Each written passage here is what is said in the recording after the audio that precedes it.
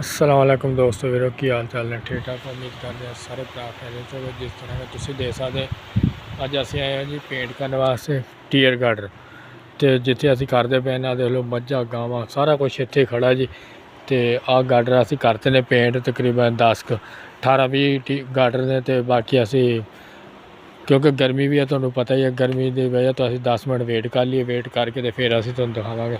हमें नाल दा जी देख लो थक गया ना 10 टीयर की गार्डर किते वाले असीं 10 हाथ देख लो इन्होंने मेहनत वाले हाथ जिन्हों कहते हैं इदा मेहनत होती है पता लगता ना। ये मजदूर का हाथ है कातिया मजदूर का देखना मेहनत करनी बहुत औखी है उस्ताद जी।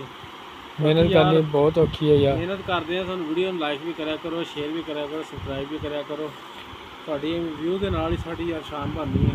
पक्खा चलता पाया वा पक्खा चलदा निक्का जिहा पक्खा बड़ी गर्मी आ पक्खा चलदा हवा दिंदा ते बंद कर दो फिर बाहर नहीं बड़ी गर्मी आ।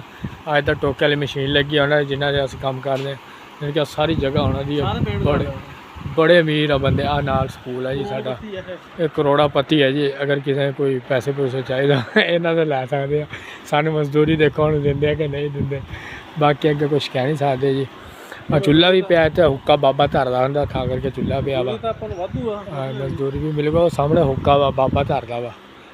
आ गार्डर असीं पेंट करते ने मजीद साढ़े को पेट्रोल आया पिया वा। सामने बकरियां बनी हुई इधर मझां गावां जानी कि तुसीं देख सकदे ना जिद्दां जिद्दां असीं डेरियां ते काम करते हैं उदा असीं तुहानूं व्लॉगिंग करके दिखाई दो। सामने चैक कर सकते तुसीं व्यू भी चंगा माशाअल्लाह लग्या।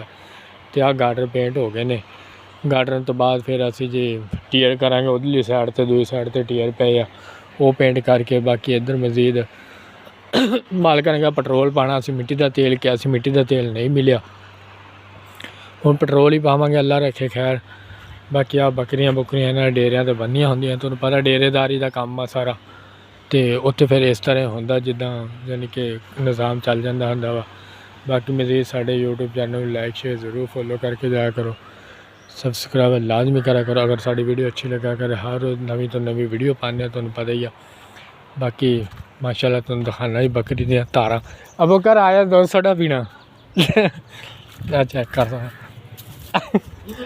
बकरी जी अब घर आया है आया ये 200 सोडा पीना आया तन हाँ आया तन 200 सोडा ये तो हाथ ही नहीं लान देंदी है एडी रुकिया दुध तो पी लैन दे रुकिया लस्सी बनानी है असी वेट कर 2 मिनट आ की है रुक रुक रुक रुकिया 2 मिनट असी खड़ नहीं सकते 2 हाँ 2 मिनट खड़ नहीं होना तेरे को। माशाल्लाह थान चेक कर थान देखो जी ये बकरी दे है ना बकरी ऐ तो उन्होंने भी पिलाना बकरे नूं छड्डिए। तो मजीद साड़ी वीडियो अच्छी लगा करे लाइक शेयर ज़रूर करके जाया करो क्योंकि तुहानूं पता ही है साडा यूट्यूब चैनल हाफिज़ ने व्लॉग के नाम तो असी आए सी डेरे ते पेंट करने वास्ते। आ बकरियां बनी हुई देखो जी बकरियां सारियां घोंदियां बाल है ही नहीं इन्हां दे जत्तल नहीं कोई भी आ देखी सारियां घोंदियां बकरियां ने पता नहीं केड़ी नस्ल दियां ने। आ चेक करो जी तुसीं ये तो माशाल्लाह थन बड़े बड़े बड़े ने बकरी दे। तो मजीद साड़ी वीडियो अगर तुहानूं अच्छी लगे ना तो लाइक शेयर ज़रूर करके जाया करो। देखो मजदूरी करदे पे असीं पेंट गार्डर कीते ने 10 मिनट साह लैन लगे साह सूह लैके तो फिर असीं अगला सीन तुहानूं दिखाने जी उधर जानी कि जिथे गार्डर पैने उहदी व्लॉगिंग करके तुहानूं दिखावांगे असीं।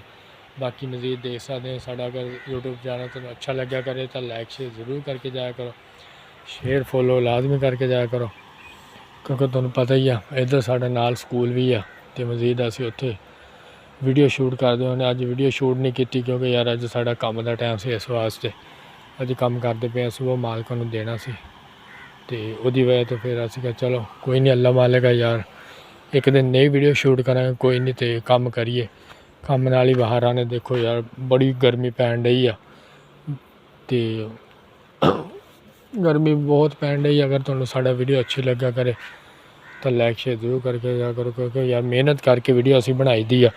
कई लोग यार ना साडी वीडियो नूं लाइक शेयर नहीं करते इस वास्ते यार थोड़ी मेहरबानी लाजमी आया करो ਅਸੀਂ ਟੀਅਰ ਗਾਰਡਰ ਪੇਂਟ ਕਰਦੇ ਪਏ ਸੀ। ਤੇ ਬਾਕੀ ਇੰਸ਼ਾਅੱਲਾ ਅਗਲੇ ਵਲੋਗ ਦੇ ਵਿੱਚ ਤੁਹਾਨੂੰ ਅਸੀਂ ਲਾਜ਼ਮੀ ਮਿਲਾਂਗੇ। ਉਹ ਬੈਠਾ ਮੇਰੇ ਨਾਲ ਦੇ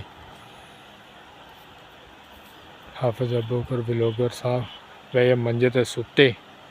ਸ਼ਾਮ ਦਾ ਟਾਈਮ ਆ, ਹੁਣ ਮੈਂ ਕਿਹਾ ਕੰਮ ਕਰੀਏ, ਆਰਾਮ ਨਾਲ ਦੇਖ ਲਾ, ਕੰਮ ਕਰਕੇ ਤੇ ਫਿਰ ਆਪਾਂ ਚੱਲੀਏ ਘਰਾਂ ਨੂੰ ਜੀ।